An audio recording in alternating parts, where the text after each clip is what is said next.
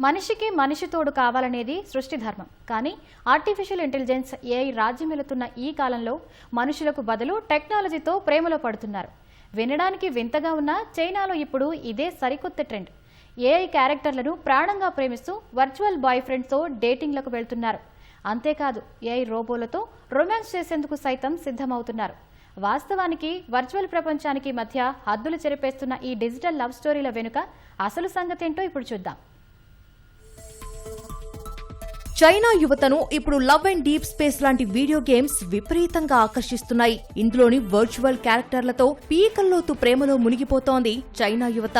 కాస్ప్లే meetups ద్వారా ఆ virtual ప్రేమకు భౌతిక రూపాన్ని ఇస్తున్నారు. 26 ఏళ్ల జియావోలు అనే యువతి వీడియో గేమ్ లోని రఫేల్ అనే క్యారెక్టర్ తో తాను రిలేషన్షిప్ లో ఉన్నట్లు చెబుతోంది. తనకు కొత్త స్నేహితులను చేసుకోవడం కష్టమని, ఆ లోటును ఈ వర్చువల్ క్యారెక్టర్ తీర్చిందని అంటోంది. రఫేల్ తనను ఎంతగానో ప్రేమిస్తున్నాడని మురిసిపోతోంది.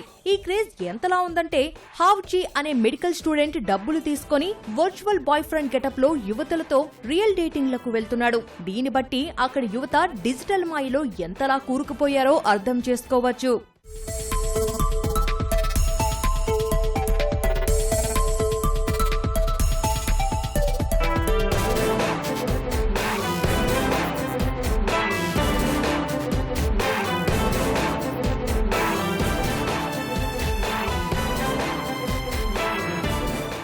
యువతలోని ఈ వింత మోజును క్యాష్ చేసుకునేందుకు టెక్ కంపెనీలు పోటీ పడుతున్నాయి. దక్షిణ చైనాలోని రోబోనోవా అనే కంపెనీ మనుషులకు తోడుగా ఉండే ఏఐ రోబోలను తయారు చేస్తోంది.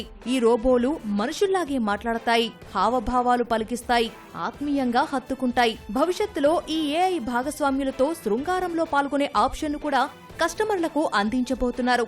అయితే వాస్తవ ప్రపంచానికి ఆన్లైన్ ఫ్యాంటసీకి మధ్య తేడా లేకుండా పోతుండటంపై చైనా ప్రభుత్వం తీవ్ర ఆందోళన వ్యక్తం చేస్తోంది. ఏఐకు బానిసలుగా మారుతున్న సమాజాన్ని కట్టడి చేసేందుకు ఏఐ కంపానియన్స్ ను నియంత్రిస్తూ కఠినమైన కొత్త చట్టాలను సైతం తీసుకొచ్చింది. ఏది ఏమైనా రాబోయే రోజుల్లో మనుషుల మధ్య బంధాలకు ఈ టెక్నాలజీ పెనుముప్పుగా మారనుందనడంలో ఎలాంటి సందేహం లేదని నిపుణులు హెచ్చరిస్తున్నారు.